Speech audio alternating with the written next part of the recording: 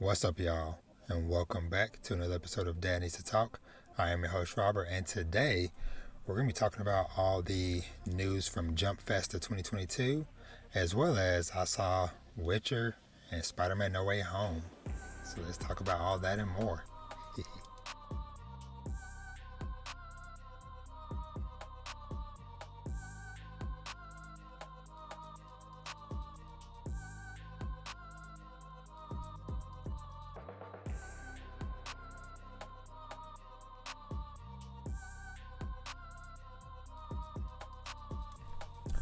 All right, what's up, y'all? We are back for another episode of Dad Needs to Talk. As always, if this is your first time here, then welcome. But if you're a returning listener or watcher, then welcome back. We are here for another week for another awesome episode of the podcast. Now, those of y'all watching the video right now, forgive me, but I am just in super whatever chill mode. Got the hoodie up, headphones over the hoodie. It is what it is, just kind of one of those nights. But yeah, wanted to make sure I get the podcast out to y'all. It's been kind of a crazy and hectic time around the home and life in general, but we will soldier on and keep trucking through. But yeah, apologies for this being up a little later in the week than planned, but life happens. I got home from work Monday and I was just so freaking just doggone exhausted. I don't I don't even know where to start, y'all, because real talk, yeah, Monday was just super crazy because a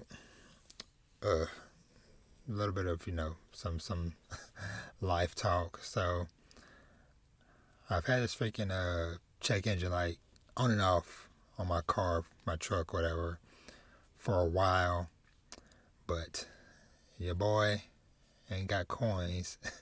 So long story short, found out what it was, and that it's basically something that's involved with my vehicle. They're doing a recall on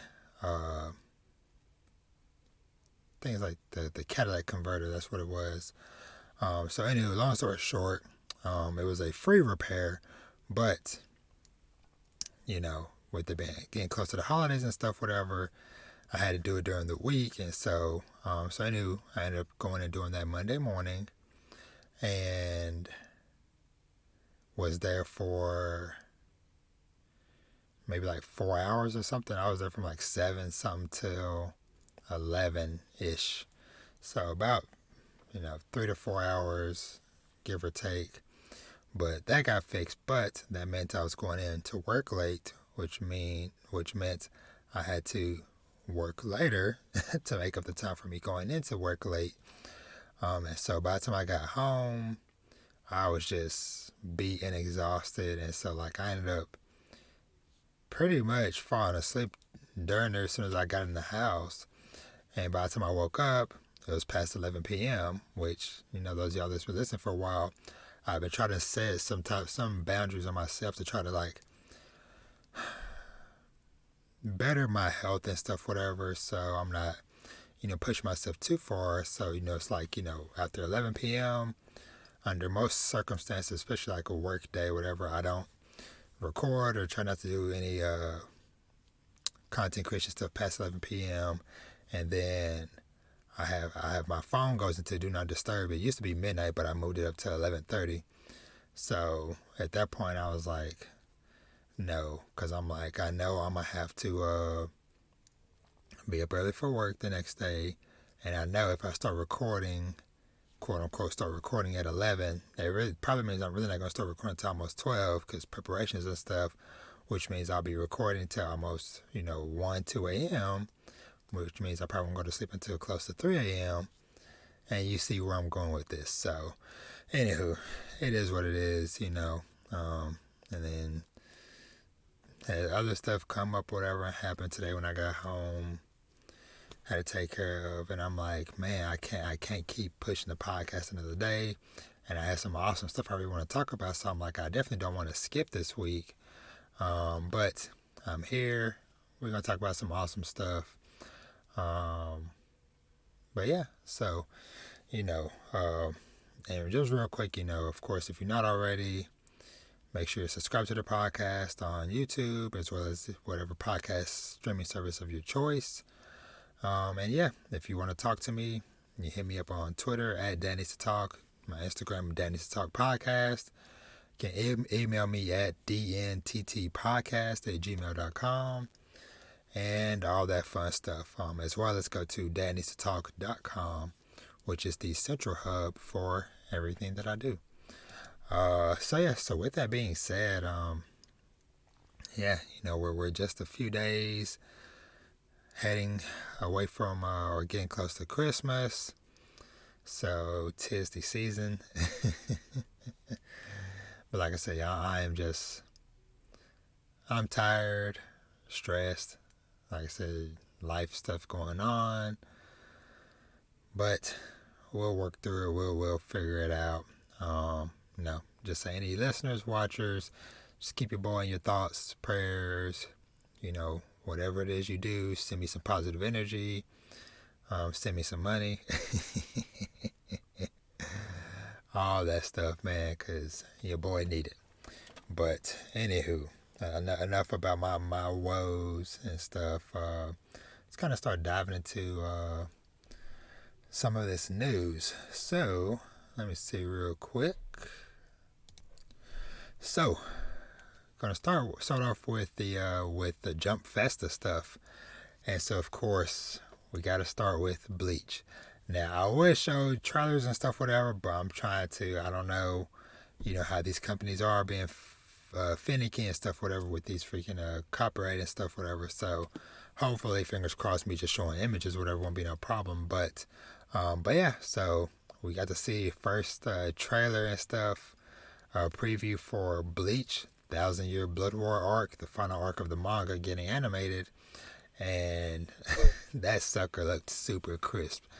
It looks so nice. Hopefully, I don't know, I hope the anime can carry that same quality.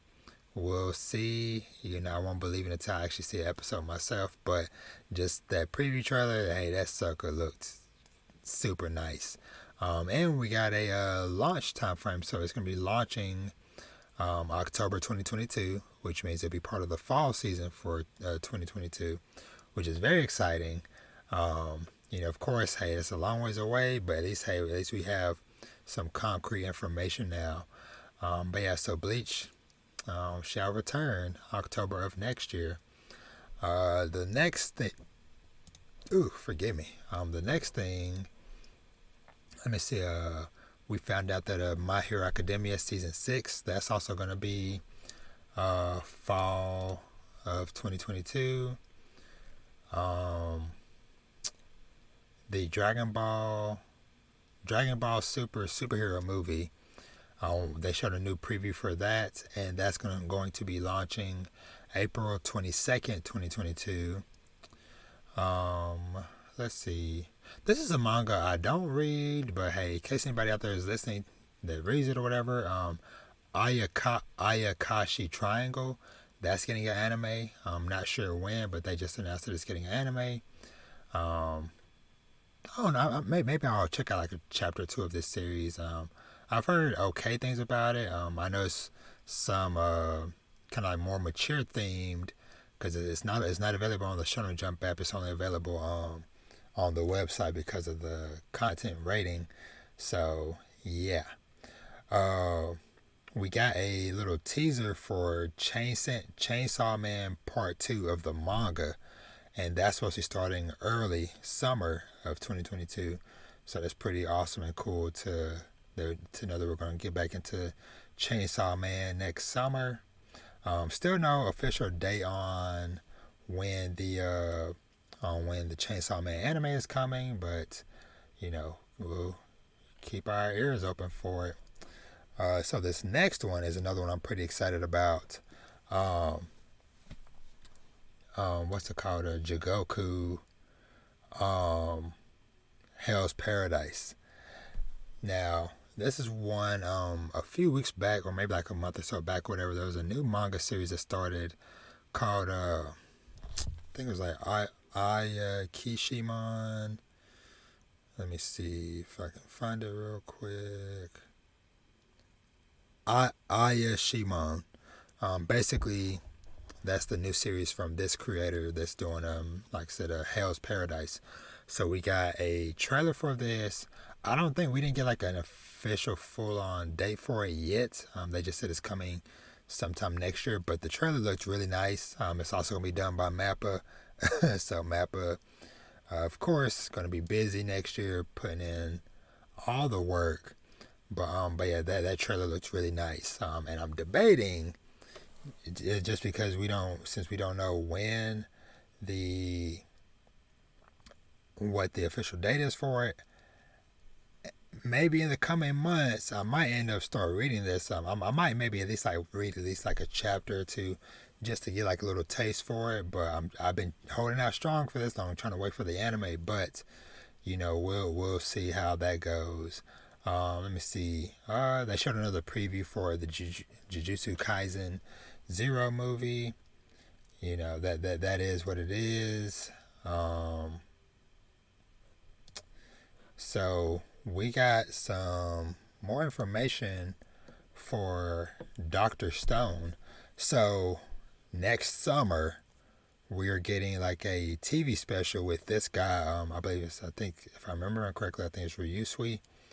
Ryusui TV special will be airing summer of next year, and then season 3 of Dr. Stone proper is going to be 2023. So that's the whole year and some change away. So, but yeah, so that's coming up. Let me see. Dr. Stone. So yeah, we got a trailer for that and that date information. Let me see. This one, Summertime Rendering, got a date for it. This is coming April, so that's going to be a spring anime show. And this is the one that's kind of like a psychological thriller type of show. That the bright colors, not on this image, but the original poster was like, oh, they're on the beach, they're having fun. Now this series is way darker than what you might perceive, but yeah, that's coming out in April. And speaking of April as well, we're also going to be getting more of a what's it called? Spy Family is also going to be, which we already knew that was going to be coming out in the spring, but we got confirmed that they're doing 2 curves of it. So that means it could be about 24 or so episodes. So that's pretty awesome to hear. They did a key visual in celebration of Naruto's 20th anniversary, the Naruto anime's 20th anniversary. So it's very awesome. Key visual of adult Hokage Naruto putting his hand on the shoulder of kid Naruto on the swing. So it's pretty awesome, pretty sweet image. Let's see. They did a key visual for I guess it's supposed to be a slam dunk movie, which I'll be interested to check out, because I still haven't checked out the original series of Slam Dunk, which I definitely need to do, because y'all know, growing up I played basketball. Multiple of my kids play basketball, so I feel like it is something I definitely need to watch, read, whatever the case may be. I need to at least like experience it somehow. Let me see. They did this key visual of for the Black Clover movie. We still didn't get any concrete information or anything about that either. We just know it's still coming. they show some the character designs for the One Piece crew for Film Red. What else? Uh, Let me see. I guess just kind of just touching on this a little bit. As far as like with the message the author of One Piece put out with the when he was talking about the Film Red movie. He also just talking about One Piece in general for the next year. He says, "Hello to all Jump Festa attendees, and everyone watching at home. Yada yada yada. We started this year celebrating the manga's chapter 1000. We also got volume 100, and we also got anime episode 1000 this year. So pretty big year. So it's a year full of celebrations. We have a few announcements prepared for the future." He talked about the cast of the live action movie or live action One Piece series. For Film Red, he said, "We have Film Red, a new girl, Shanks and Luffy." Shanks is a character we haven't seen much of yet. So what's his relationship with that girl? Will he even meet Luffy? Let's see. Shanks is finally making his debut in a movie. And next year is also going to be the 25th anniversary of the manga. And so they said lots of projects planned. And he said he's really excited to draw the last scene for the Wano arc. And One Piece is going to have an awesome year. So that's pretty much his message at Jump Festa, which was awesome. And yeah, I think that's it as far as like the big news from that. So a couple other just like quick little things. So we got more or less kind of official confirmation that that season 2 of Tokyo Revengers is in production. So it's gonna be kind of the I can't remember the full name, but basically like the Christmas arc, so to speak. Or Christmas War, Christmas Eve War, whatever it was called. So that's coming. Like I said, no dates or anything concrete. We just know it's in production. And last thing, just want to give a shout out to for the fans of Sweat and Soap. There is a new series coming from the creator of Sweat and Soap called Kasane to Subaru. And it is a rom-com about a tall man dressing in women's clothes. We'll see, how that goes, but I know myself included, I've enjoyed, and I've only read just like a volume and a half of Sweat and Soap, and so I know that the full series, it's done now, and I think the final volume for Sweat and Soap is coming out, or is out, whichever way is close, whichever way. But yeah, so just like I said, something I want to put on y'all's radar, and it's gonna start coming out pretty much like before the end of the year. So yeah, as far as like the chapters, I guess in whatever magazine it's in. So, but yeah, so that is that. Let me see, and honestly, I think that's gonna do it for the news. So I kind of just keep trucking along because I'm trying not to drag out stuff unless I have to, So let's see. So let's go ahead and just jump into some manga because I want to save the talks as far as like the bigger stuff like Spiderman and Hawkeye and other anime stuff and movies. That's gonna be after the manga stuff because I only have a few things to talk about manga wise. Just because I didn't really get to read too much. Like I said, it's been very busy, very hectic, some very stressful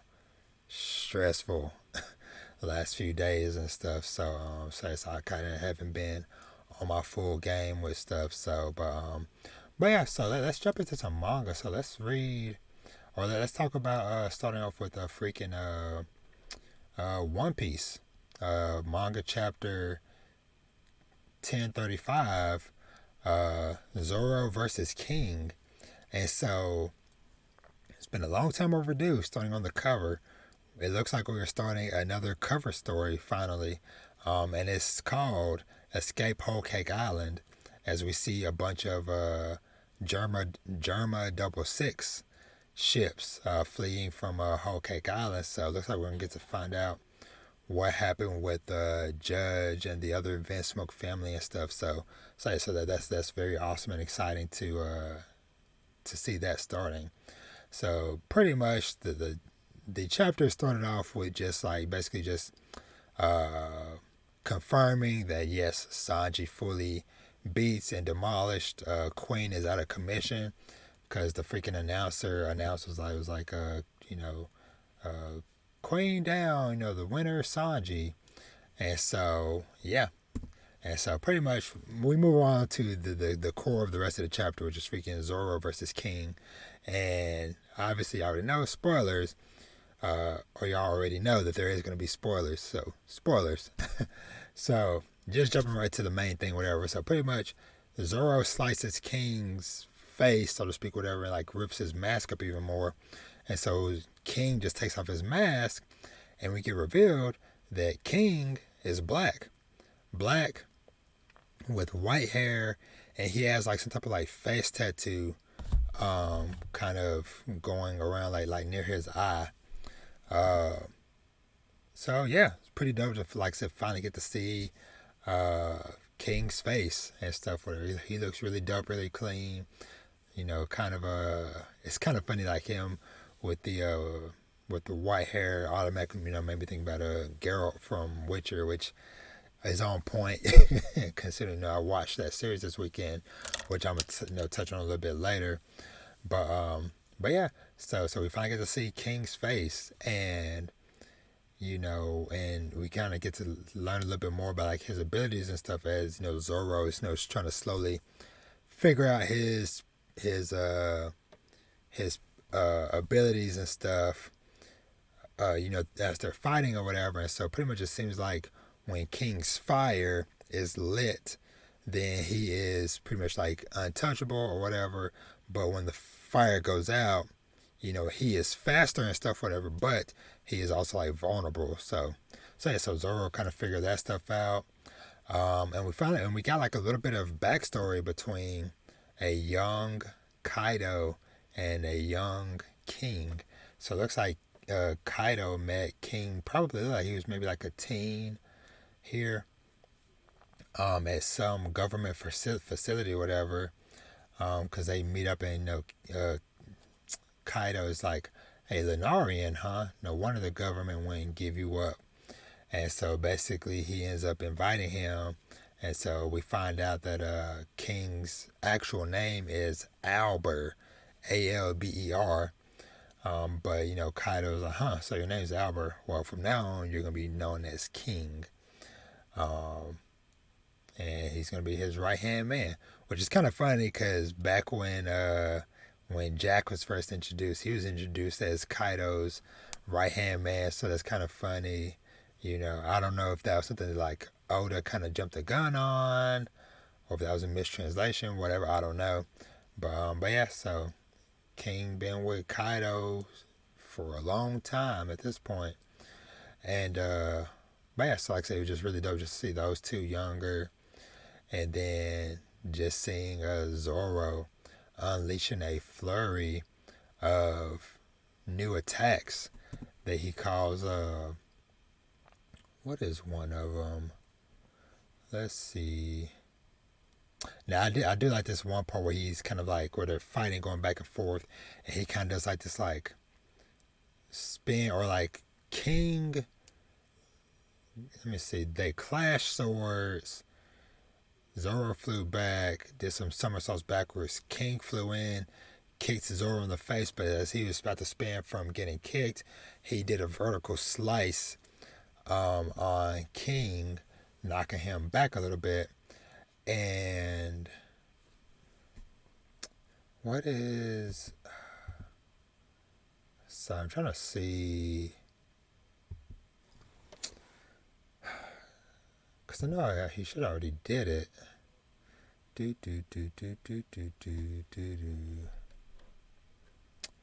I can't find it.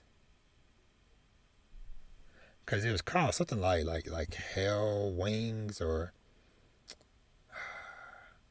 Oh, King of Hell's three sword style. He was doing all types of attacks and stuff underneath that name. Oh yeah, that's where he did the vertical attack he did was called Bird Slice. And then the chapter pretty much ends with King unleashing this like fiery dragon thing he calls extra large imperial flaming wings. Zoro dashed in and did this freaking crazy attack called King of Hell, Three Sword Serpent, 103 Mercies, Dragon Damnation. So, and just kind of sliced through King. So, we'll see. I doubt the fight is fully over yet, but either way, it was just really dope. Like I said, again, to finally see King's face and learn a little bit more about his backstory and stuff. And of course, like I said, of course, seeing a dope fight in general. So next up, let me talk about Dr. Stone, manga chapter 223, and it's simply titled The Number Zero. Like literally, it's just zero. Now on the cover, we get this really dope cover of Stanley, Kohaku, and Senku. Pretty much our trio team. They'll be heading to space to confront Y-Man. And so pretty much the beginning of this chapter is just them kind of finishing up doing like some basically like some astronaut training underwater and stuff.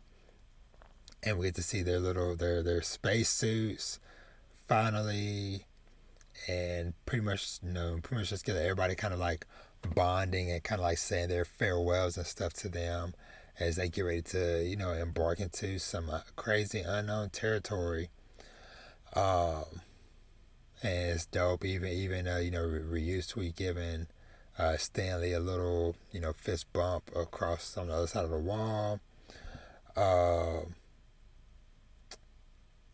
What else? We get like a really cool moment where what's the old name? The old guy, Kaseki, where he finally gets to meet Joel because they work together, across the world, long distance, to figure out how to freaking make new batteries for the petrification devices, and now they finally get to meet in person for this huge occasion and get to work together on something. And so pretty much the plan is that Senku them is going to petrify themselves, or not that they're going, not the plan, but they petrify themselves going up into space, I guess, just to make things a little bit easier or whatever for the ride, because where is it? Because somebody was concerned about like, hey, like, what if the rocket fails, and show like, some of their failed rockets exploding or whatever. And then Gin is like, it's fine. After all, our space cadets will be petrified for takeoff. So even if the launch fails and they're blown up, we can just gather the fragments and revive them. And everyone's like, yeah, good point. And then Senku's like, you're not very convincing. But yeah, and Taiju was like, no way we fail. And if worst comes to worst, I'd spend decades finding all your little stone bits so that Yuzuriya can piece you back together. So he said, no, Senku, not try. We'd do it. You can count on that. And so hopefully it doesn't come to that. Because that'd be crazy if next chapter, like, okay, finally we're going up into space and it explodes. And then we got to do another time jump of them spending months trying to find all these tiny fragments of their freaking stone bits and stuff. But yeah, so they petrify themselves. And then we get just like this like awesome montage of the countdown from 10 to blast off, as Senku is thinking, he's like, it's always been so quiet. It's always so quiet, being petrified. Can't hear a damn thing out there. Can't even feel any vibrations. Um, and Dr. Zeno is like, or Senku is still thinking about Zeno. Is like, assuming Zeno is moving according to plan. Then right now the countdown is at 5. And then Stanley's thinking about this brings back memories from when I got hit with the Petra beam. I think this is Stanley talking. Or is this Senku? Maybe that's still Senku. Oh no, I think that is still Senku, yeah. And then he just, like I said, still thinking, he's like, for 3,700 years, I sat counting the seconds go by, but now I'm counting down. As we see the little toys that Senku them sent into space back when they were in high school. Him and Taiju were in high school and stuff. And then we get one, and we get this like very beautiful double page spread of just the open ocean, the little bit of the island that they're on, a ship off the coast, and then the spaceship getting ready to take off. And it said, by humanity's wits, by the power of science, we've reversed the petrification of our world back to zero, and now we're departing that very world. As the chapter ends with the rocket, or the countdown hitting 0 and the rocket taking off. So man, we are finally going into space, man. So this is very exciting. Like I said, just for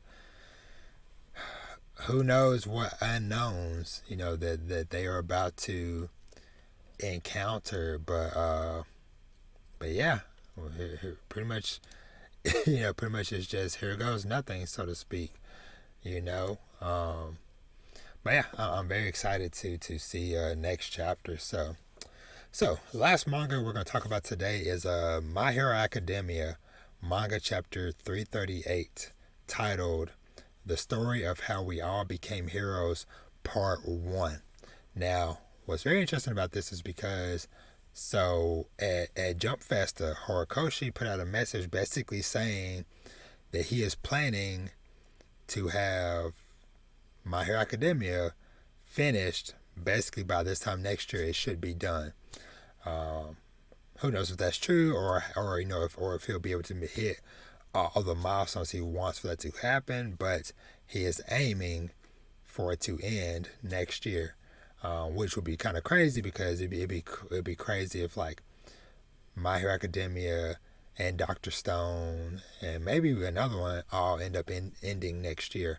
But us getting that message, and then the title of this being the story of how we all became heroes, Part 1. Now, for anybody that also reads Jujutsu Kaisen, that series, like for like some like bigger arcs, that's how they do their stuff, like the Shibuya incident, Part 1, Part 20, Part 30.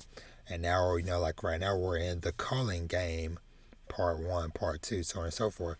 So I wonder, is this going to be the naming scheme from now till the end of the series? Because with a title like that, that definitely rings the bell of like, hey, we headed towards the finish line. But of course, it's like, what does that truly mean for My Hero? Like okay, he's gonna end My Hero Academia, but does that just mean that okay, it is done, or we're gonna set up for like a time skip of when they're adults or older or whatever, and it'll just be called My Hero something else, which is something that we've all speculated for years at this point.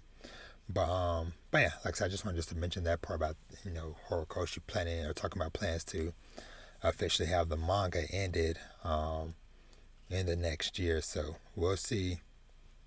We'll come back to this a year from now and see if when I'm kind of wrapping up 2022, if I'll be wrapping it up with, okay, hey, the anime or the manga is ended, but we'll see. But pretty much this chapter more or less just kind of, continues with them dealing with the aftermath of, Aoyama getting revealed to be the traitor and stuff. And, they kind of deduce that there's a high possibility that they are safe and that, that they're not going to explode and stuff like what All For One did to Lady Nagant when she was kind of discovered and stuff. But yeah. But honestly, like I said, I really don't have like a whole lot to say about this chapter. So I'm just kind of going through, but pretty much, the class just kind of just standing up for him, and even Aizawa, is telling Aoyama that he doesn't have any intentions of expelling him, and that he actually has a plan of some sort, or he has an idea. And so they have, Aizawa has the detectives cover Aoyama and his parents' ears so that they don't hear the plan. And I'm very curious like what this plan is, because everybody in the class, Principal Nezu, All Might,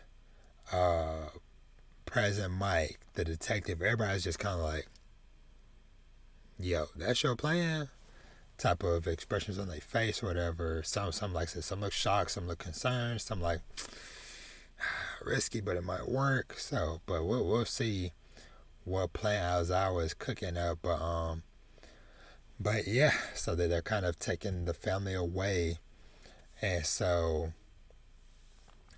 pretty much go back to the dorms, as all the students are kind of just hanging around saying, we'd better prepare.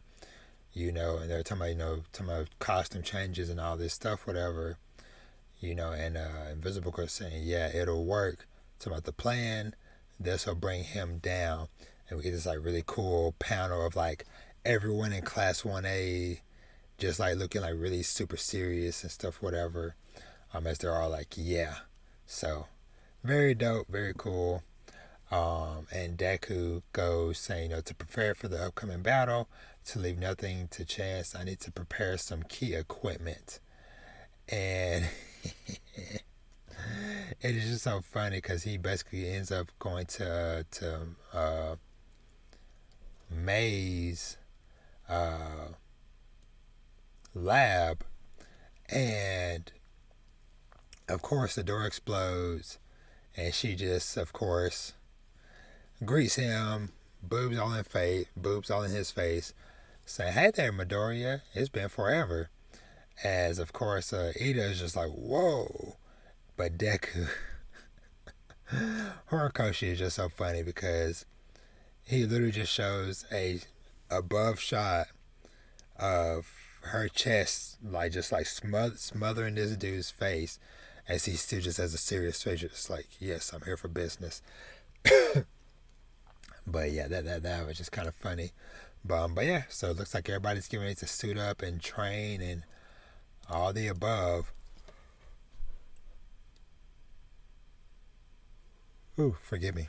All the above for this upcoming fight. So yeah. So all right. So moving on to some what I've been watching. So we're gonna dive into some ranking of kings, and I believe this was episode. What episode was this? Episode 10, The Prince's Sword. So pretty much this episode basically was just us finally getting to see the fruits of Boji's training. And so we get to see his sword, where his sword is pretty much, his sword kind of looks like a, or at least not like the I guess the actual sword part of it or whatever is like very thin, kind of like looks like the, what's it called? Like is it called a rapier, or the swords that they use in fencing? It's like very thin like that. And so of course when Kage first sees it, he's like, man, what is this? He can't do nothing with that or whatever. But we see a little bit later on when they're all kind of in a bar, and Despa ends up getting into a fight with some people at the bar, and pretty much he lets pretty much, Boji jumps in to help him or whatever, and of course Boji takes a hit right to the face, but he gets right back up. And so of course Kage is like, yo, hey, what's going on? No, he can't fight all these dudes by himself. But Boji jumps at the dude and just a light little tap on the jaw, and the dude it takes a moment for whatever it was to register, and the dude just kind of like, okay, and then he falls down. And so then the other two goons come and try to attack him, and same thing, Boji just light tap, and they fall over, and it's like, what the heck, like, what are you doing? And so basically, the way Despa explained it is basically one thing Boji has been learning is it basically equates to like pressure points within the body. So it's like, he doesn't have to be like physically like hit you super hard, but if he like hits you just enough in the right spot, then he gonna take you down. And so he does that, like I said, to all three dudes with just his fist. And then one of them, the main one, kind of pulls out like an axe or whatever and starts trying to attack him. And so Boji pulls out his sword and he does light attack. And basically he, once again, hits a certain point, takes the dude out.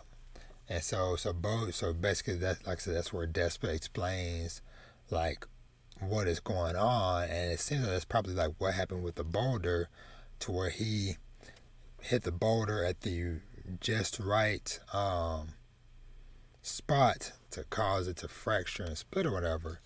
But yeah, so like I said, it was just really dope and really cool just to finally get some insight and information about Boji and what's going on, with, or what happened with his training and stuff, whatever. So yeah. And then we kind of see a little bit later on where Despa goes off on his own and he meets up with the three goons, which we found out they were actually hired to start a confrontation. The actual fight and what Boji did was real, but he just needed somebody to test out this kid's skills on. And so kind of find out those three goons actually work for the arm, like that underworld army or whatever. And so basically they just talk about how Boji hasn't like he is still capable of so much more.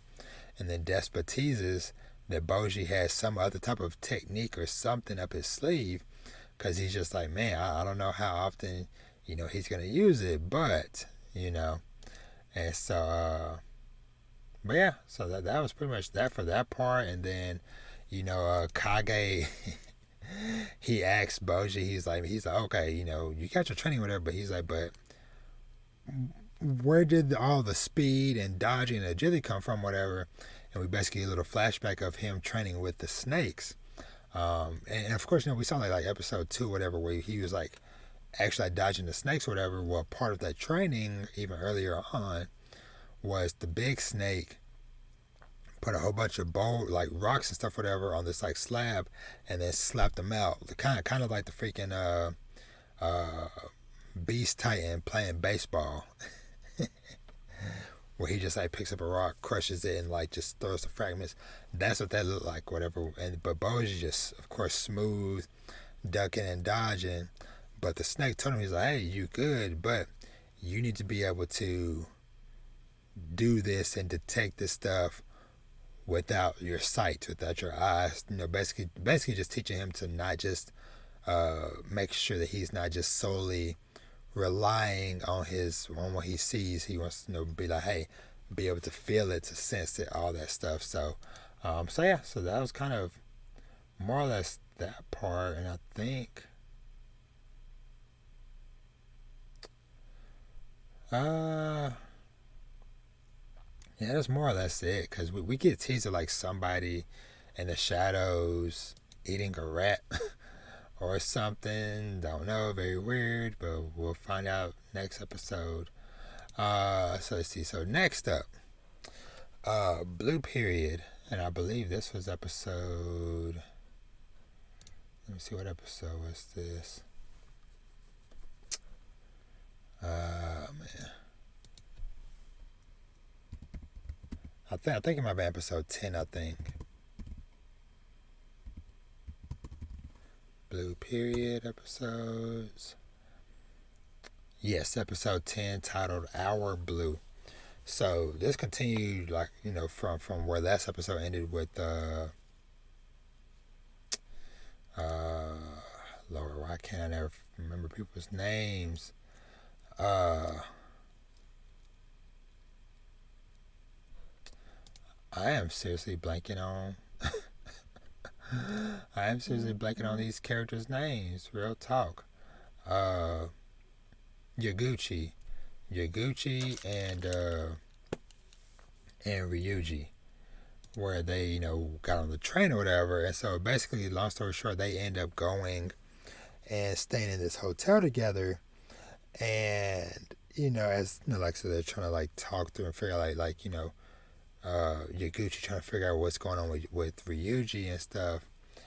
And so the highlight of this episode, and like the main point I want to talk about, is, so there's a moment where basically Yaguchi challenges Ryuji, or says something about like them not really drawing anymore, and finding out like, okay, like why did you want to not only become an artist, but why are you so determined to draw in this one style when this other style that you draw in is really beautiful? Like whenever you draw like the fashion stuff, it looks really beautiful, but whenever you try to force yourself to draw the traditional Japanese stuff, whatever, it's kind of not up to par.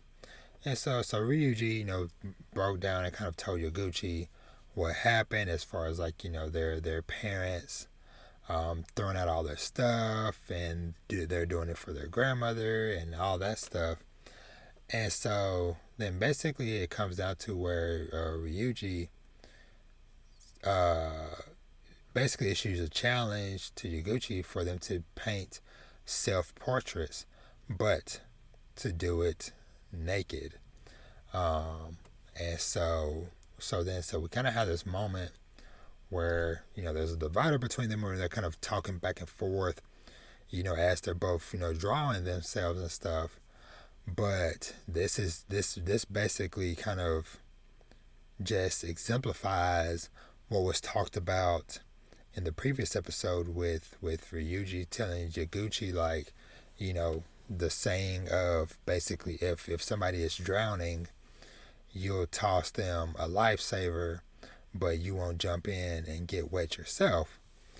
And so this kind of like starts to like break down those walls, of Yaguchi kind of basically like coming to, basically getting on the same playing field as Ryuji.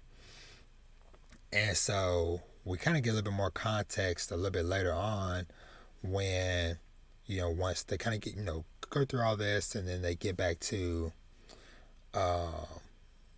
school, and Yaguchi was talking to his sister Mayu about the situation, them doing the self-portraits and stuff. And so the teacher, she ends up saying to him that first of all, saying, hey, it's some of your best work, but she says to look at your naked self and show it to other people is to accept who you really are. There are many people who stay dressed their whole lives. And so it just, once again, it's like, man, this show continues to like really hit, and just really just talk. And like I said, this just went so perfectly with what happened in the last episode of, like I said, them kind of, Yaguchi kind of trying to like figure out like what these people are talking about when they talk about, basically like he'll, basically do this but not that type of thing. And same thing with, this quote actually goes well with one of the things Ryuji said to him last episode, which was about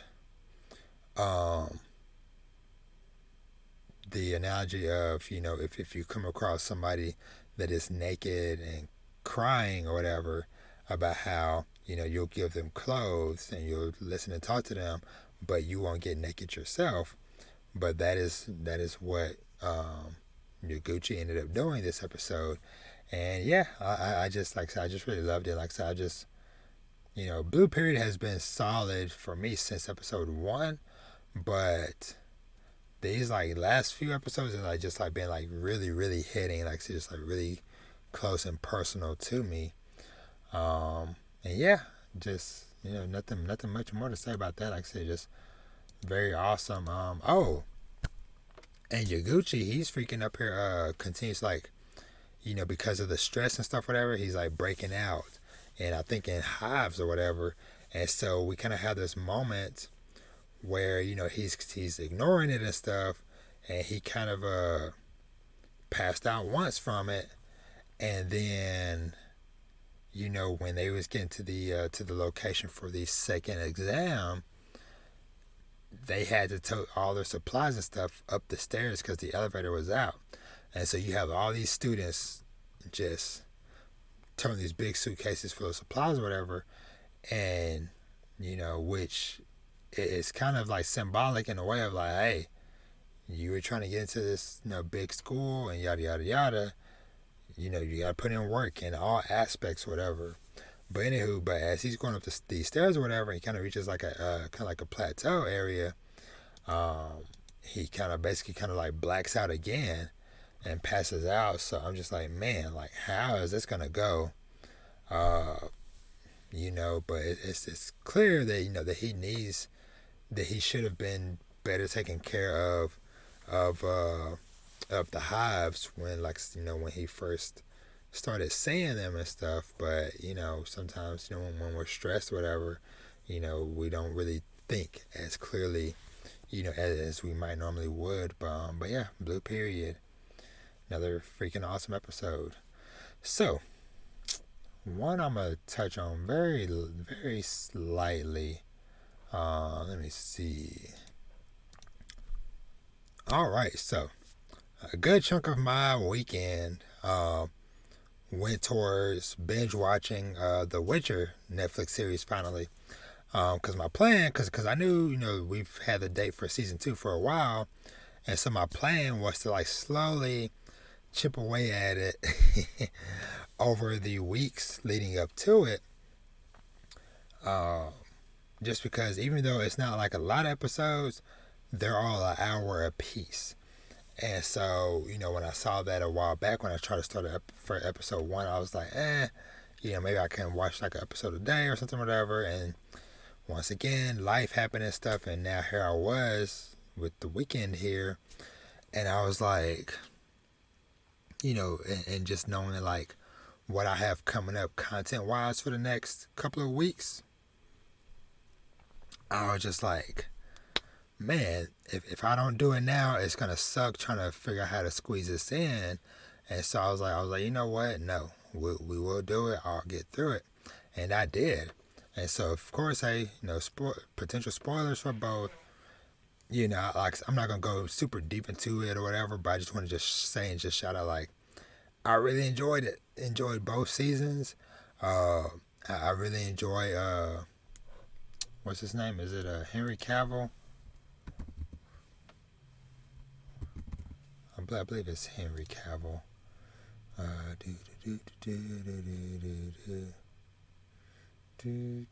Yeah, Henry Cavill. He's really solid as Geralt. Geralt of Rivia.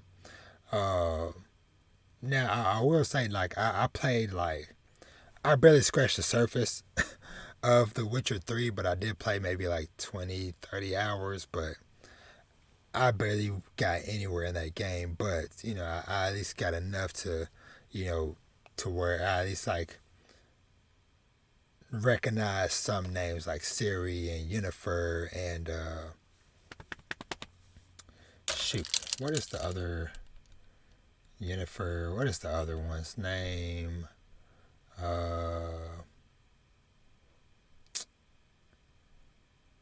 Triss. Yeah, Triss. Um, but yeah, I'll just say. So yeah, so like I said, I remember a little bit, like I said, from some character or character names from the game, the bit I played of the game. But yeah, it was just really dope, just getting a chance to just dive into this world and get a better understanding and better context for everything. Now, if I had more free time on my hands, honestly, watching both of these seasons back to back really makes me like really want to go back and play more of Witcher 3, which at this point I might have to freaking start over, maybe, I don't know, because that's one of those ones that's kind of hard to just like, oh, it's been a year or two, let me just jump back in. But who knows, maybe by the time, because I know they're planning to come out with a next generation update for it, so maybe when they put out the patch for PS5, maybe that'll be maybe that'll be a perfect timing, or the stars aligning for me. But yeah, it was just really well done. I feel like, like I said, as somebody who is very loosely, informed on the series, like I said, I know about the games. Like I said, played a little bit of 3. I know that there are books, and which that's what this show is more based off of, is the books. But still, I feel like it did a good job of building out the world, establishing these different characters, these different races, and kind of these different characters' roles and stuff. And I'll say I enjoyed Yennefer a lot, just from where she started off as, to her whole arc of, discovering her power, her confidence, and just all the different adventures and stuff that she got into with Geralt, as well as, when she was away from him and stuff.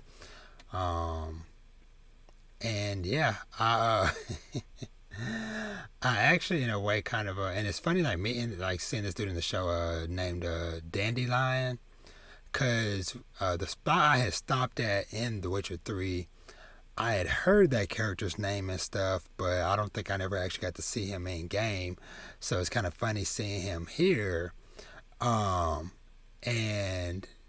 just him kind of being, I guess I like a small hint of like comedic relief in certain scenes and moments, but yeah, and I enjoyed the young lady that plays Ciri, and just everybody, like I said, just all around, because it's a lot for me to try to like go through episode by episode or moment by moment, but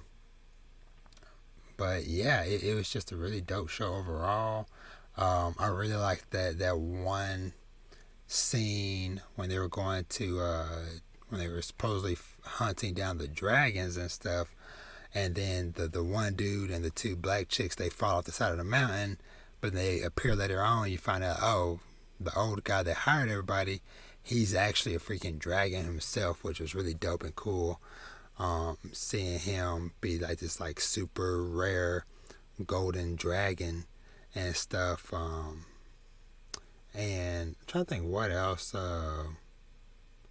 Yeah, just because it's just like so many like plot lines and threads and stuff, whatever. Ciri, like, she is so freaking OP, because like her just screaming and just like shattering these like once thought indestructible pillars and stuff, whatever, but is also like, unleashing all these new creatures into the world, and but yeah, but anyway, good show, super awesome, really enjoyed it. I'm gonna check out the I know there's like an anime movie or spin-off or something, whatever, based off of it. So I'm definitely going to check that out, because actually, let me see, The Witcher, let me see, film and television, Hexer. Oh yeah, here it is. Nightmare of the Wolf. So I'm gonna check out that anime movie. Sometime soon. If I would have thought, I probably would have watched it before I recorded. But hey, life happens. I was busy. But anyway, but yeah. What's your if you're interested in, kind of like some like fantasy, type of setting, like I said, just like with like different beasts and creatures and people with different all types of powers and magic and stuff, whatever. Check it out.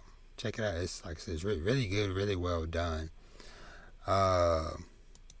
So let's see. All right. So next up, dang, the timing just sucks, but it is what it is. But we're gonna talk about Hawkeye episode 5. Now, I was just sitting up here debating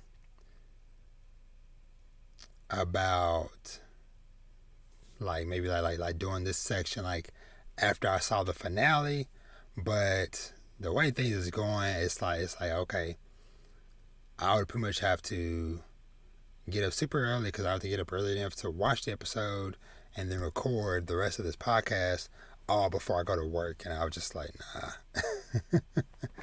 that ain't gonna happen. And plus, I don't know how much energy I would have, even though it probably won't be too long to record, but still, I was just like, you know what, I'll just have to do something else for that finale, whatever. Either talk about it next week or maybe do like a final thing, whatever. Like a separate like little review episode or something. I don't know. We shall see.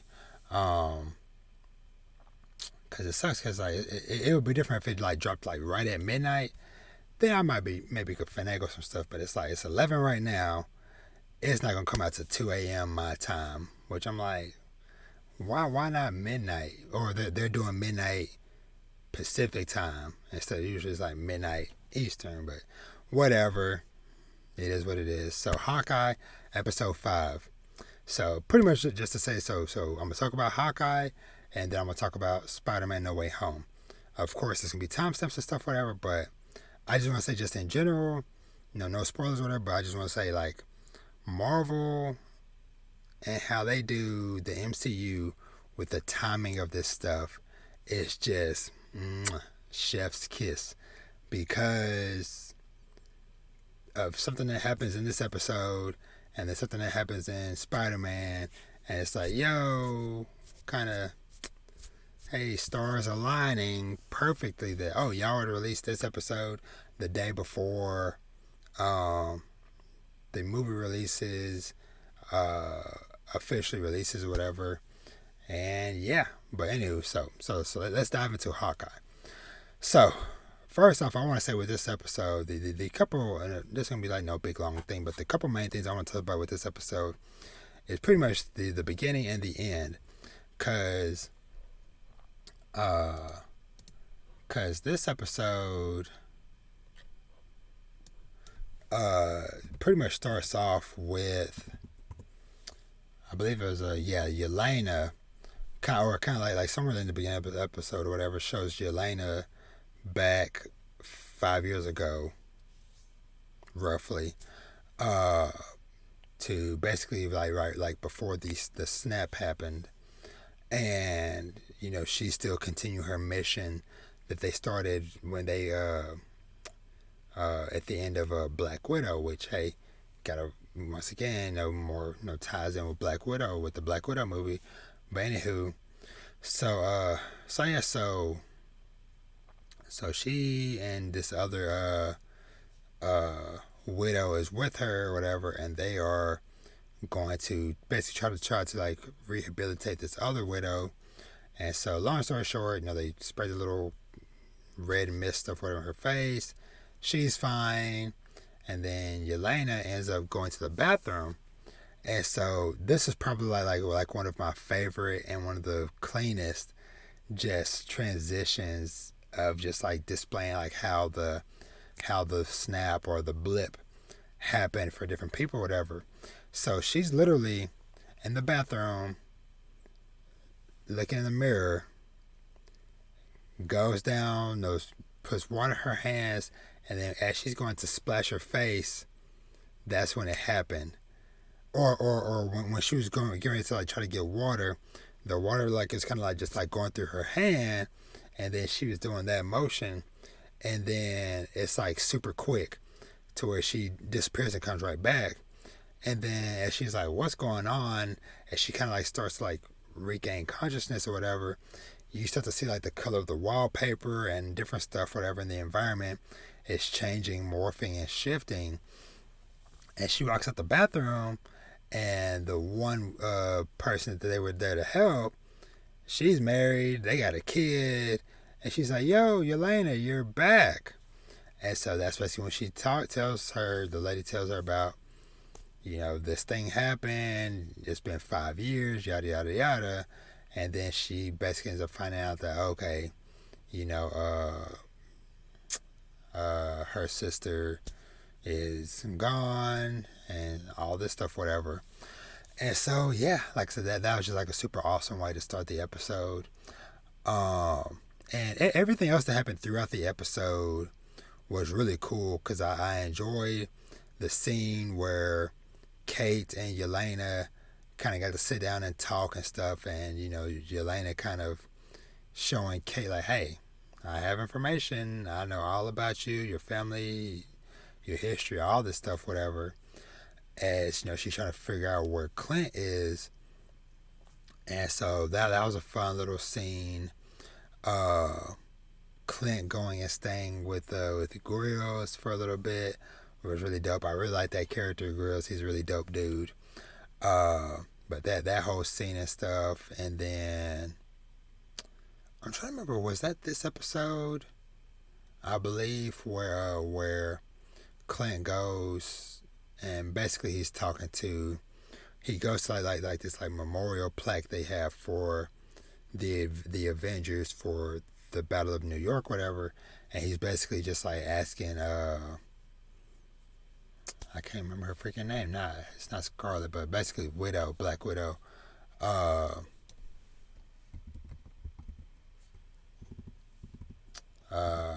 Basically just like for her, just like to watch Natasha, to watch over him as he has to go do something that he needs to do, which is to put back on the Ronin gear and to go hunting.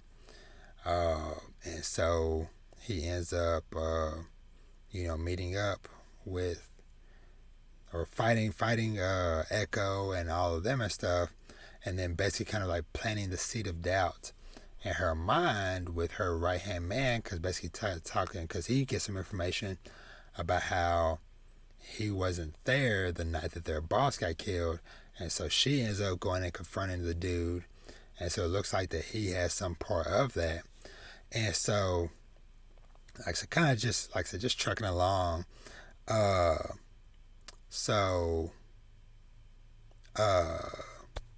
Kate ends up going home and seeing that the mom. Oh, shoot, was that the end of the last episode? Sorry, forgive me. I might be mixing up episodes, but basically, long story short, Yelena ends up telling Kate's mom and finding out basically like who she's been working for, as well as like who hired her, or Yelena tells Kate that her mom hired her, but then finding out like that her mom works for, big reveal, Wilson Fisk, aka Kingpin. And so it was like a very blurry photo on the screen, but you could tell for one, it was kind of tall looking, bald headed white dude with a very nice suit on, Kingpin. And we see in the credits that it's not just any person playing Kingpin. It is Vincent D'Onofrio. Forgive me, I might have butchered your last name, but basically the same guy who played Kingpin in the Daredevil TV series. So saw his name in the credits and stuff. So that was like very dope.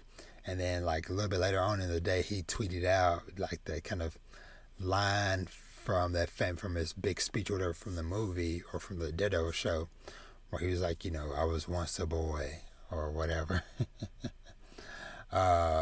that was a very dope, very cool reveal there at the very end of the episode. So yeah, I'm very excited for this finale.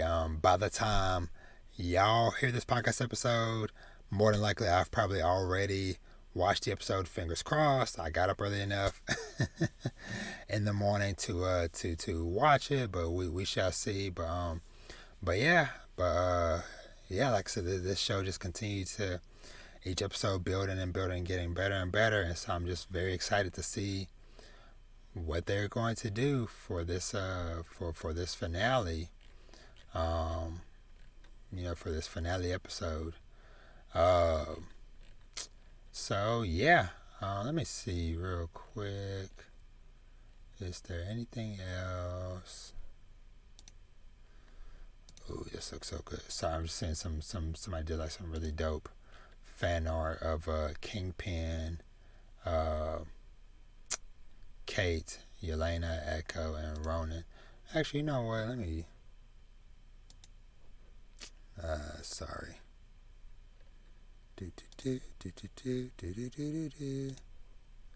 Look at that. That looks so dope. And it's the person is Uzi Art. Their Twitter name is Uzi Art Online. But yeah, that's really dope. Like I said, I couldn't not show y'all that. But anyway, so Daredevil, dang, not Daredevil. Hawkeye, super awesome. Like I said, go check it out. So now, big finale of the show. Of course, spoilers out the wazoo. We're about to talk about and spoil. Well, before I get to spoilers, I'm going to give just like a general thoughts of the movie. So Spiderman No Way Home. Quick little minute of spoiler free, just general thoughts. Freaking love the movie. Freaking awesome. All the months, years, however long that we've known that there was a Spider-Man movie coming and that Doctor Strange was involved, this movie surpassed all the expectations, all the hype that I had for it, and just took it so much further beyond. Just from, cause honestly, like at first, cause I'm like, okay, when I saw the runtime, like, okay, this is gonna be like a 2.5 hour movie. I enjoy Spider-Man, but it doesn't need to be 2.5 hours. And I feel like they used every damn minute of that movie, from beginning to end, to the post credit, to the second post credit scene. All awesome, all fantastic. So many great moments, and both happy and sad and joyous, and it was just a very awesome overall experience, because I was in a very hype and energetic crowd where people was like, woo, cheering and shouting for certain scenes and reveals and all that stuff, whatever, and certain moments. It was just an overall awesome experience. And hey, if you're a fan of Spider-Man, go see this movie. And if you're into any of the MCU stuff, whatever, more than likely you're going to see this movie anyways. But I definitely say, hey, go see it. If you have somehow managed to not see any spoilers about this movie, go see it then, because you were very lucky that you haven't seen nothing or whatever. Maybe you just stay off of social media or whatever. But yeah. So, with that being said, now let's dive into spoilers. Once again, spoilers for Spider-Man No Way Home movie. I gave all the disclaimers out the wazoo. Let's go ahead and just talk about this thing. Oh boy. So, first off, I want to say they are so good at keeping stuff close to the vest. Of course, there was like some rumors and speculation for the longest time that both Andrew Garfield and Tobey Maguire would be in the movie as their respective Spider-Man from the older movies, especially when we saw from the trailer that, okay, we got Doc Ock, we got Green Goblin, we got Electro showing up, and then of course like the kind of like the edited scene of in that one trailer where you see Tom Holland Spider-Man jumping towards like three of the villains, and you're like, okay, it's kind of a weird shot for it to just be one guy versus all these villains. And yeah, they did kind of edit it out or whatever. But even with the rumors and speculation and knowing that they would show up, that they potentially would show up in the movie, the way and when and the timing of how they showed up in the movie was super dope.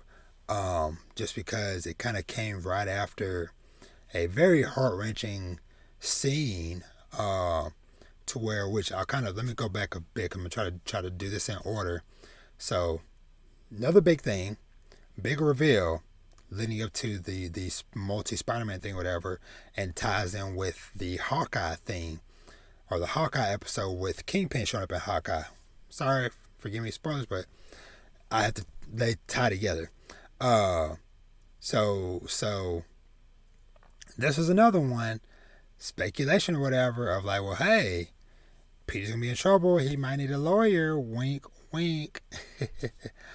But just the way that like just recently they did an interview with I believe it was Kevin Feige, where they actually like, hey, if Daredevil ever gets introduced into the MCU, will Charlie Cox, get to reprise his role? And he just said he was like yes, when and if we ever bring Daredevil into the MCU, Charlie Cox will get the role. Of course, by this point, they already know because this issue was filmed a long time ago. So the moment where Peter, is needing a lawyer because, sorry, I keep going backwards because it's just so wild, like just so much stuff I just keep thinking about as I'm talking. So just like at the beginning of the movie, where it pretty much starts off where where the last movie ended with, hey, everybody knows his identity or whatever, and just how crazy it is that him and MJ are swinging through the city, going through the sewers, all this stuff, whatever, to try to just escape and hide, to them showing up at his house, and all this stuff, to them like the news crews being there, his first day of school or the first day of school, whatever, entrance exam, whatever. Everybody's there, helicopters, news crews, or whatever. And I love, like, with the principle of JB Smoove, just like, hey, yo, Spider-Man, hey. Them being like, hey, you want to run through the halls? You want to crawl through the halls? Whatever. Swing through the halls? Hey, by all means. But anyway, so all this is going on. And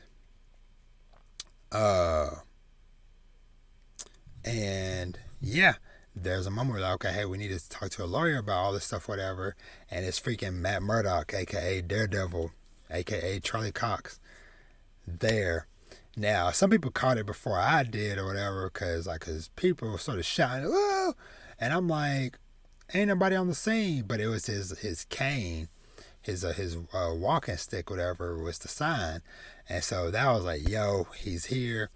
And I love the moment where, like, somebody threw like a brick or something through the window, and he just caught it. And like, whoa, how'd you do that? But anyway, so that moment was cool. And then just the way they introduced and brought in all the different, started bringing in all the villains and stuff, whatever, was just really dope, because it's funny. So Peter, MJ, and Ned, they're all working together to try to get into MIT, but they all get rejected because of them getting caught up in the controversy with his identity as Spider-Man and yada yada yada. And so where things kind of start to go bad, he goes to Doctor Strange and he's like, yo, can you reverse time to where, before the guy reveals my identity, he's like, yo, did you forget Endgame? We don't have the stones anymore. Oh, right. And he's like, but I have a spell I can cast to erase everybody's memory of you. But the problem that happened was that, as we saw in the trailer, whatever, a little bit, was that he kept on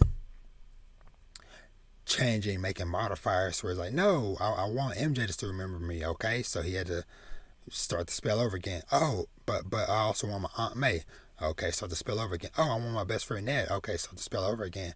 And then after like 4 or 5 iterations, the ish got out of control, exploded, but Strange contained it. But what happened was, with that, instead of everybody forgetting him, it had the reverse effect to where everybody from every multiverse that knows a Spider-Man started getting called in, and that's how we get the introduction to all the characters and stuff, whatever. And so it was just really dope seeing, him trying to talk to this administrative lady from MIT, and then Doc Ock and Goblin and everybody showing up or whatever. But yeah, just all that stuff, and I really enjoyed the moments where, of course, all the scenes where he's hunting down, chasing, trying to capture everybody and stuff, whatever, was all really cool, really dope. Jamie Foxx, all of the villains, I feel like did a really good job. But of course, the top of the top was freaking Willem Dafoe as Goblin. He did freaking spectacular. Doc Ock, he was good too. He didn't like do nothing like too crazy with it, but he was good. Jamie Foxx was really solid. I enjoyed him. And then everybody else was kind of just like okay. But yeah, so they go through, they're capturing everybody and stuff, whatever. And then I freaking loved the fight between Spider-Man and Doctor Strange and this like alternate, this little pocket dimension thing, whatever. And Spider-Man kind of, tricks him and traps him in there for a bit, while they try to come up basically with the plan to try to like heal all these people, because they kind of come to the conclusion of like, oh, the last thing they all remember from their universes was they was fighting Spider-Man and they died, or they were doing this and then, basically they blacked out and they came here, which they died. But yeah, just all that stuff, and then how, they're starting to heal people, whatever, but then Goblin gets out of control, goes crazy, and the fight between Goblin and Spider-Man, the first fight, they was throwing down like Willem Dafoe power driving, Goblin power driving Peter through freaking multiple levels of the building, and that's what led to the tragic moment of Goblin basically like knocking out Aunt May with the glider, and the insult to injury dropped some bombs in there and blew that sucker up, and Aunt May dies, and it kind of sends Peter on just, of course, a dark spiraling thing to where he just kind of goes off the grid for a little bit. And so when Peter, when he had left Doctor Strange, he got his little ring, and so Ned was playing around with it, whatever, and basically he was saying something about like trying to find Peter. And that's when we get our first little moment where Andrew Garfield's Spider-Man shows up in the portal and walks through. And man, that was such an awesome feeling, because it was like, one, this is dope within itself, but then it's like, okay, if he is here, then we know it's just a matter of time before Toby shows up. And then when Toby shows up, it also just super dope, super awesome. I just loved, like I said, just that whole moment in general. Them all working together to clean up Ned's grandma's house and stuff. All that stuff is just really funny, really dope. And it just seeing those two characters together again, and all three of the Spider-Man together, working on science experiments, coming up with ideas, sharing their stories and stuff with him to try to, help him cope with this grief and this loss. It all was just done so freaking well. And even, once they kind of go into I know I'm skipping some stuff for it, but, y'all don't need to play because you've already either seen a movie or you just don't care. But, I'm not here to give a 2.5 hour play-by-play. But But yeah, and then when we kind of get to like that final fight, the final confrontation of seeing the three Spider-Man running off the scaffolding of the Statue of Liberty with the Captain America shield, and them all swinging through the air together, and like that scene where they all kind of like jump up in front of the moon, kind of reminds me of a shot if you've played Spider-Man Marvel Spider-Man Miles Morales game that came out last year on PS4 and PS5, where there's a moment where Peter and Miles kind of are like swinging through the city together, and then there's like a shot where they kind of like jumping towards the camera together. It's a similar thing like that, but this is like nighttime, moonlit behind them or whatever. And there's like another scene where they're all kind of three standing on the Statue of Liberty and stuff. Super awesome shots or whatever. But just seeing them kind of like work in tandem, fighting all the villains and stuff, whatever, them doing kind of like freaking combo moves and stuff was super dope, super cool. And then that final moment where freaking Peter gets Goblin to himself, and he just starts going in, just just throwing down, just beating him, and then Toby coming in, just kind of be like, no, because he about to drop the freaking his glider, like impale him with his glider, but Toby Spider-Man comes in and is like, no, don't do it, let's set this thing down or whatever. But man, I feel like that was like the most emotion and stuff that at least on the darker side that we've ever gotten, with Tom Holland's Spider-Man. I freaking enjoyed it just because you could see just like the anger and hatred that he had towards Goblin for him kind of basically being responsible for his aunt dying. And so yeah, it was just super awesome scene, just seeing them throw down and stuff. But then the first jaw dropper moment of that was when Toby gets stabbed. Now I think I'm misremembering some stuff out of order, but basically the moment where they set the glider down and then Goblin just stabs him in the back. And so you think like, yo, he just killed Toby Spider-Man. Luckily he didn't. He's fine. But man, the whole crowd was like, what? No. And so even I was like, no. Yeah, I was just losing it. But that, and then the other like big tearjerker moment for me was also like in this whole fight or whatever was when MJ Zendaya, when she was falling off of the scaffolding, and so Tom Holland Spider-Man is jumping towards her, but Goblin's glider comes and knocks him out the way, and so he's like, no, as he's being carried away by the glider, she's falling, and then Andrew Garfield Spider-Man comes in clutch, dodging the debris, grabs her and saves her, and it is the redemption for him not being able to save Gwen back in his universe and his movies and stuff. And so that was just so awesome, just seeing him catch her and then like come down and land safely with her, and he is just bawling his eyes out and she's like, are you okay? He's just like, yes, everything's fine. But that was just a super awesome, super touching moment. But yeah, and then things kind of like I said, just wrapping up with just them getting Goblin with the serum, and then pretty much all these tears start appearing all over the sky, and you start to see silhouettes of different people and whatever from other universes. Like you see, I know for sure, we saw Rhino and maybe some other ones I didn't see. That's one I would want to see like screenshots or be watching it at home so I can like pause to see like who all might be able to pick out or whatever.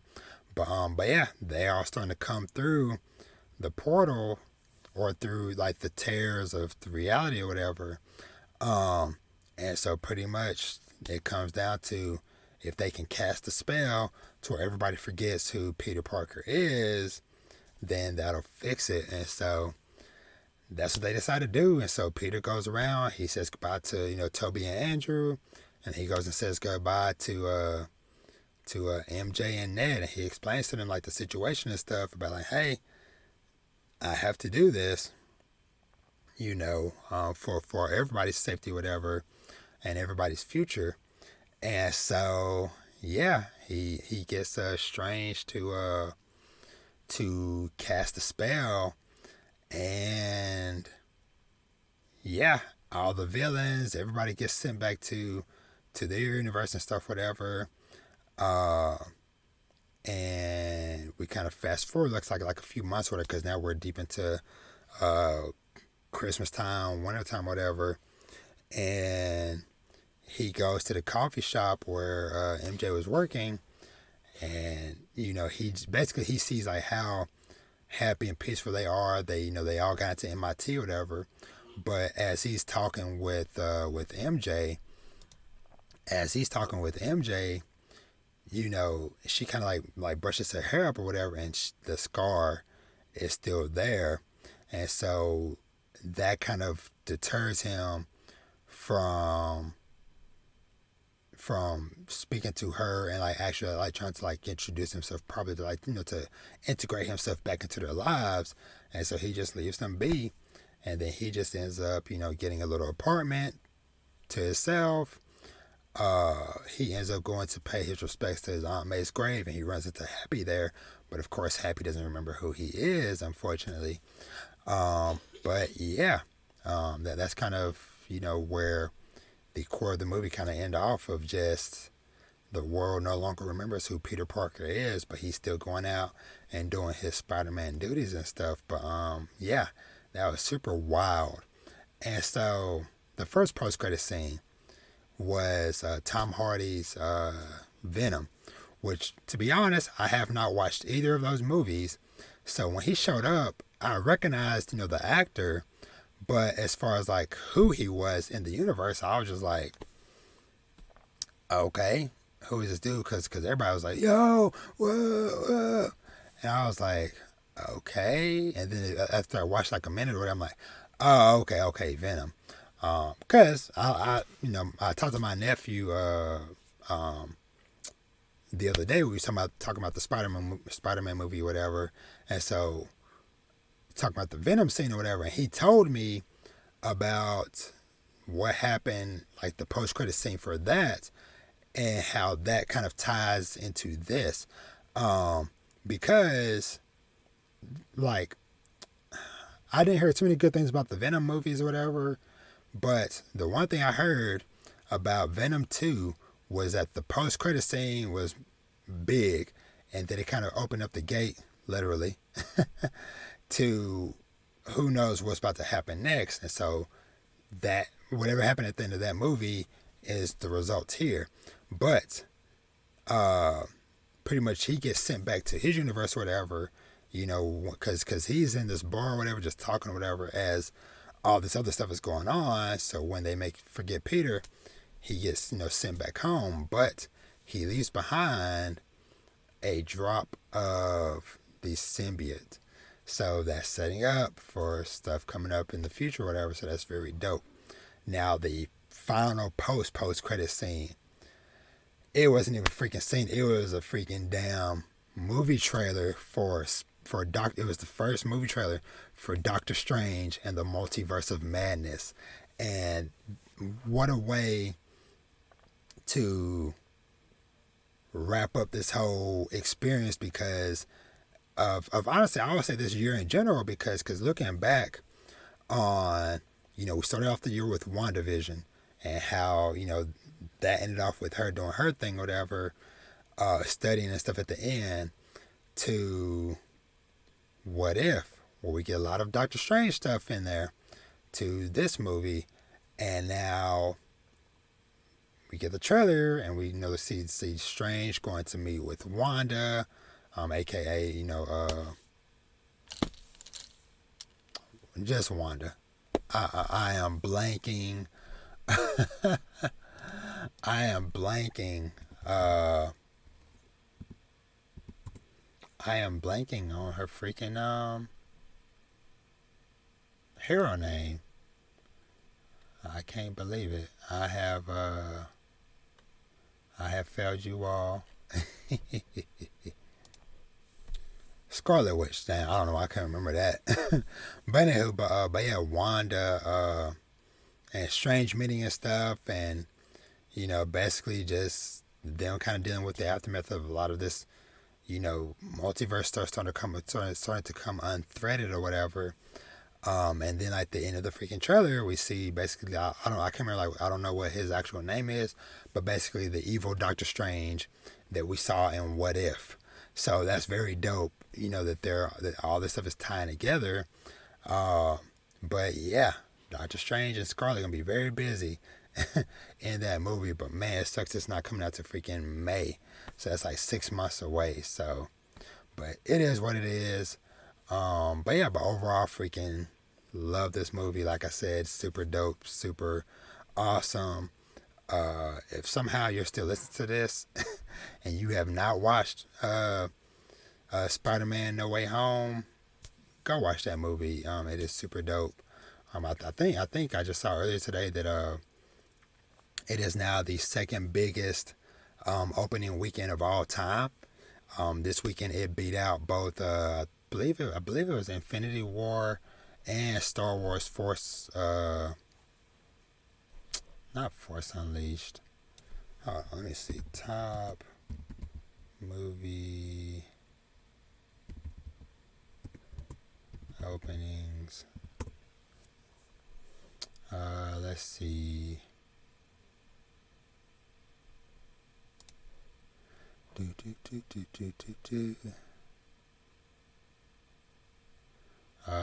Force Awakens.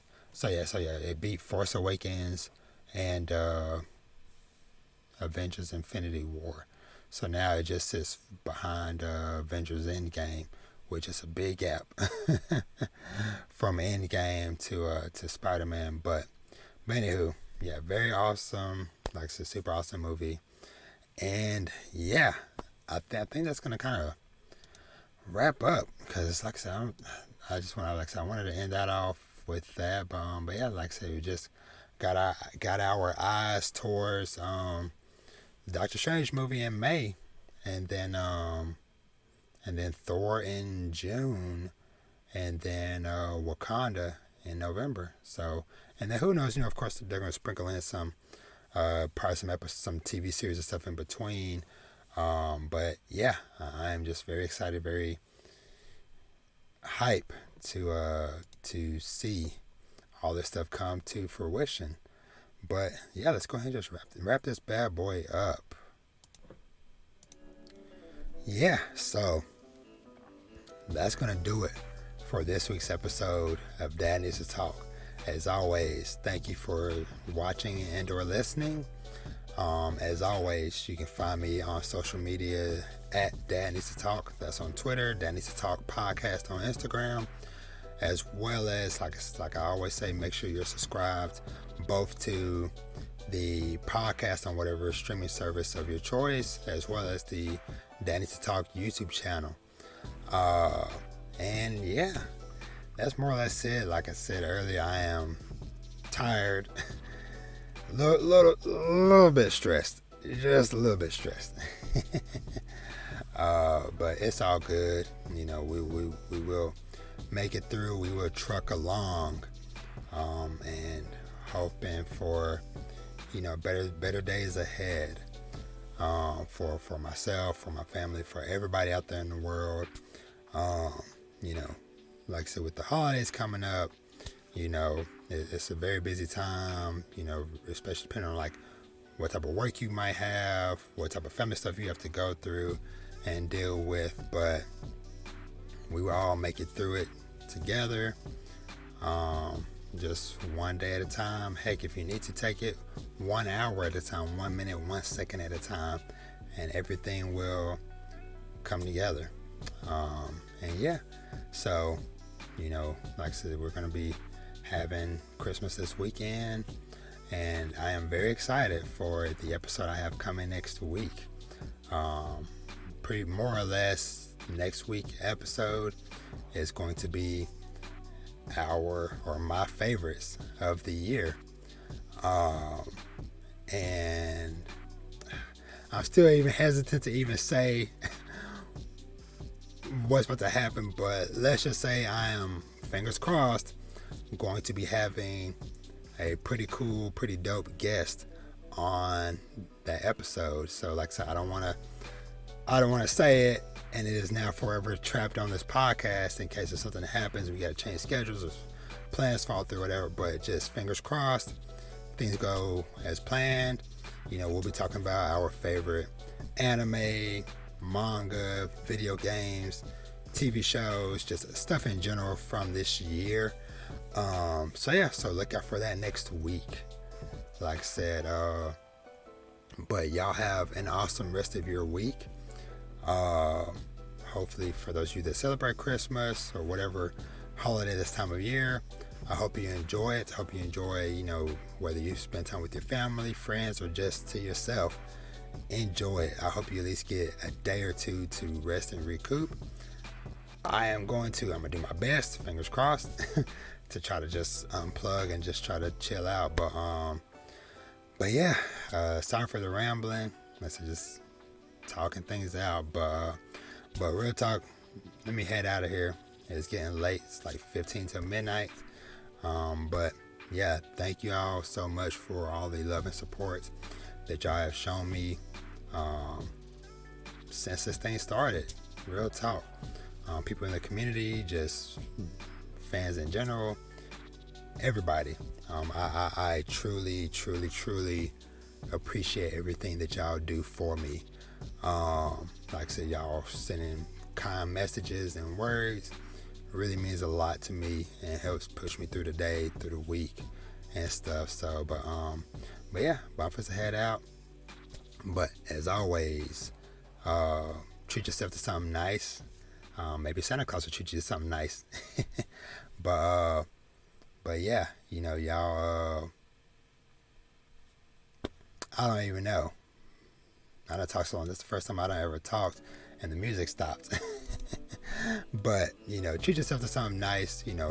Read some manga, watch some anime or TV or movies, play some video games, and just live your life. And with that said, thank y'all so much. Y'all have an awesome rest of your week, rest of y'all holiday. If you get to take time off, take it. Enjoy it. Even if you just bumming around the house, take that time. We all need some time for ourselves. But y'all be easy, and I'll catch y'all next week for the big one as we close out 2021. Peace.